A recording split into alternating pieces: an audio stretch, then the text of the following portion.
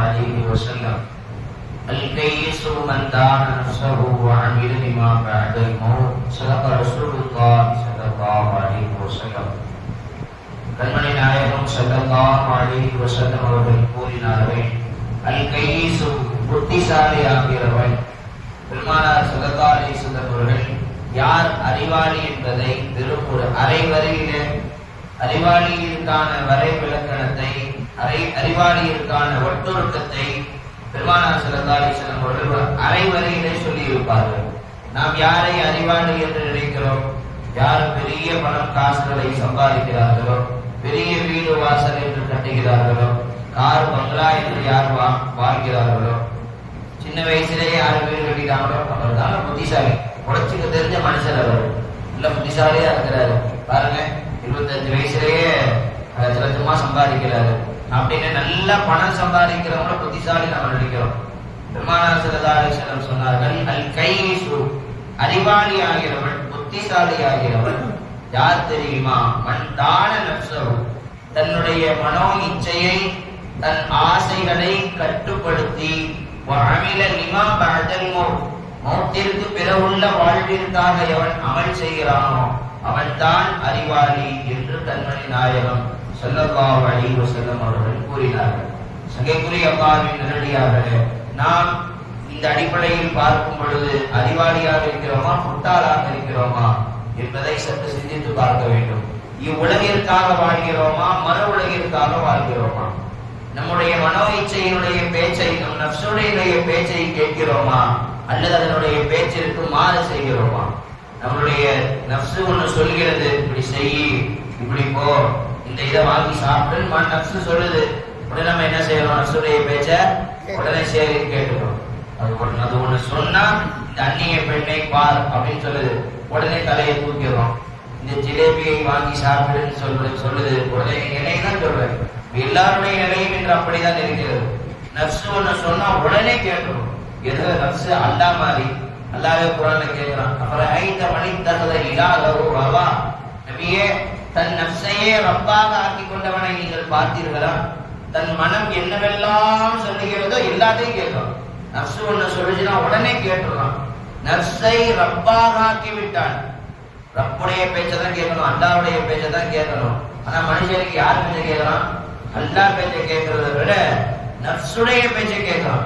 சொந்தக்காரமா ஒருத்தவங்க பேசாம போயிட்டாங்க, அல்லாஹ் சொல்றான் உன் உறவை நீ ஒட்டி வாழுன்னு அல்லாஹ் சொல்றான். நஃப்ஸு சொல்லுது, அவன் உன்னைய மதிக்காம போயிட்டான், நீ அவன் கிட்ட போய் பேசணுமா? பேசாத. நஃப்ஸு சொல்லுது, உடனே நஃப்ஸு பேச்சை கேட்கணும். அல்லாஹ் என்ன சொல்றான்? உன்னை அவங்க வெட்டி வாழ்ந்தாலும் நீ ஒட்டி வாழுன்னு அல்லாஹ் சொல்றான். சில்மன் கதாக, உன்னை வெட்டி வாழ்பவனுடன் நீ ஒட்டி வாழ். பெருமானார் ஸல்லல்லாஹு அலைஹி வஸல்லம் சொன்னாங்க, உன் சொந்தக்காரங்க அவங்க உன்னைய வெட்டிட்டு வாழ்ந்தாலும், உன்னை உறவை முறிச்சுக்கிட்டு வாழ்ந்தாலும் நீ போய் ஒட்டி வாழு, நீ போய் சேர்ந்து வாழவங்க கூட, உன்னுடைய மாமா சித்தப்பா பெரியத்தா கூட நீ சேர்ந்து வாழுன்னு பெருமானார் சொன்னாங்க. நஃப்ஸு சொல்லுது, நீ ஈகோவை விட்டு கொடுக்கணுமா, உன் தன்மானத்தை நீ விட்டு கொடுக்கணுமா? விட்டு கொடுக்காத, நீ பேசாத, அவங்க எல்லாம் வந்தா பேசிக்கலாம் அப்படின்னு நஃப்ஸு சொல்லுது. உடனே நஃப்ஸு பேச்சை சரிங்க நஃப்ஸு சரிங்க அப்படின்னு நஃப்ஸு பேச்சை கேட்டுக்கிறோம். அப்ப நாம அறிவாளியா இருக்கிறோமா முட்டாளா இருக்கிறோமா? இதை வச்சு யோசிச்சு பார்த்தா நம்ம புத்திசாலியா முட்டாளான்றதை கண்டுபிடிச்சிடலாம். ஜுனைதுல் பக்தாதி ரஹ்மத்துல்லாஹி அலைஹி மிகப்பெரிய இறைநேசர், பக்தாதில் அடங்கி இருக்கிறார். ஜுனைதுல் பக்தாதி ரஹ்மத்துல்லாஹி அலைஹி அவங்க ஒரு நாள், அவங்களுக்கு ரொம்ப நாளா அத்திப்பழம் சாப்பிடணும்னு ஆசையா இருந்துச்சான். ரொம்ப நாளா அத்திப்பழம் சாப்பிடணும்னு ஆசையா இருந்துச்சான். அத்திப்பழம் ஒரு 2 தீனார் காசு எடுத்து ஒரு பையன் கிட்ட கொடுத்து போய் அத்திப்பழம் வாங்கிட்டு வாப்பான்னு சொன்னாங்க. அந்த பையன் போய் வாங்கிட்டு வந்தான். 2 தீனாருக்கு ஒரு கொத்து அத்திப்பழம் கொடுப்பான், ஒரு கொத்து அத்திப்பழம் கொடுப்பான். ஒரு அத்திப்பழத்தை எடுத்து வாயில வச்சவங்க அரைவாசி சாப்பிட்டாங்க, என்னமோ தெரியல, டக்குன்னு துப்பிட்டாங்க. அத்திப்பழத்தை டக்குன்னு துப்பிட்டு மிச்ச அத்திப்பழத்தை அந்த பையன் கிட்ட கொடுத்து நீயே வச்சுக்கோ அப்படின்னு சொல்லி கொடுத்துட்டாங்க.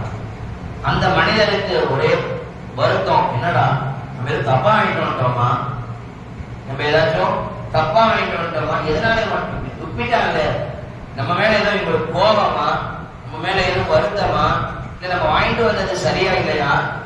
அந்த வாங்கிட்டு வந்த மனிதருக்கு வருத்தம், ஏன் அதுல கொடுத்துட்டீங்க, சாப்பிடல நீங்க அப்படின்னு அந்த இறை நேசரிடத்துல அந்த வாங்கி வந்த மனிதர் கேட்கிறார்.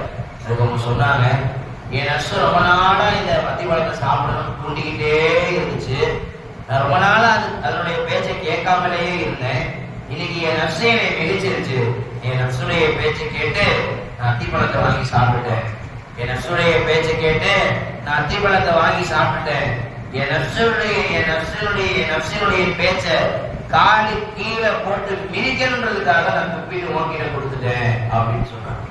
நம்ம நர்ஸ் ஒண்ணு சொல்லும், இதை வாங்கி சாப்பிடுன்னு சொல்லும். நம்ம பேச்செல்லாம் கேட்க முடியாது. நம்ம நர்ஸிட்ட பேசணும். நீ ஆசைப்பட்டா உடனே கூப்பிட்டுருமா, நீ ஆசைப்பட்டா உடனே உனக்கு வாங்கி தரணுமா, அதெல்லாம் வாங்கி தர முடியாது அப்படின்றோம். இறைநேசர்கள் நர்ஸிடத்திலே பேசுவார்கள், தன் மனோ இச்சை இடத்திலே பேசுவார்கள். ஒரு இறைநேசர் அந்த இறைநேசருடைய நர்ஸ் அவன்கிட்ட சொல்லிச்சான், நீ அல்வா வாங்குங்க, அல்வா வாங்கி சாப்பிடுங்களேன்னு சொல்லிச்சான். அந்த இறைநேசர் சொன்னாங்கன்னா, உனக்கு அல்வா வேணுமா, நீ 40 நாள் நோக்கு வை, அப்பதான் உனக்கு அல்வா. அவங்களே சொல்லிக்கிறாங்க. அவங்க நர்ஸ் சொன்ன உடனே அவங்க அந்த நர்ஸுடைய பேச்சை கேட்காம நர்ஸ காலி கீழே போட்டு நர்ஸுக்கு குச்சல் நான் சொல்லுவாங்க. நர்ஸ போட்டு மிதிக்கணும். நர்ஸினுடைய பேச்சை நர்ஸ் சில நேரம் நல்லதை சொல்ற மாதிரி தெரியும். ஆனா அதனுடைய பேச்சை கேட்டோம் நர்ஸும் சரி ஷைத்தானும் சரி. நமக்கு வாழ்க்கையில 2 பெரிய துரோகிகள், விரோதிகள், எதிரிகள். ஒண்ணு ஷைத்தான், இன்னொன்னு நர்ஸ். நர்ஸுடைய பேச்சை கேட்டவனும் சரி அழிஞ்சு போயிடுவான். ஷைத்தானுடைய பேச்சை கேட்டவனும் வீணா போயிடுவான். நர்ஸினுடைய பேச்சை கேட்டாலும் ஆபத்து தான், ஷைத்தானுடைய பேச்சை கேட்டாலும் ஆபத்து தான். சில நேரங்கள்ல நர்ஸ் நல்லது சொல்ற மாதிரி தெரியும். உதாரணம், பள்ளிவாசல ஒருத்தவன், ஒரு பையன், சின்ன பையன், 6 வயசு பையன், ஒரு 7 வயசு 8 வயசு பையன் பள்ளிவாசல்ல கொஞ்சம் விளையாண்டுட்டான். உடனே நர்ஸ் என்ன சொல்லும், தொழுகையில கொஞ்சம் தப்பா தொழுகிறான், நர்ஸ் சொல்லும், இப்படி தொழுகிறான், நல்லதை ஏவி தீமையை தடுன்னு சொல்லும் நர்ஸ். அவனை 2 சவுண்டு போடு, 2 திட்டு, அப்பதான் அவனுக்கு புத்தி வரும், ஒழுங்கா தொழுவான், நல்லது தானே செய்யன்னு நர்ஸ் சொல்லும்.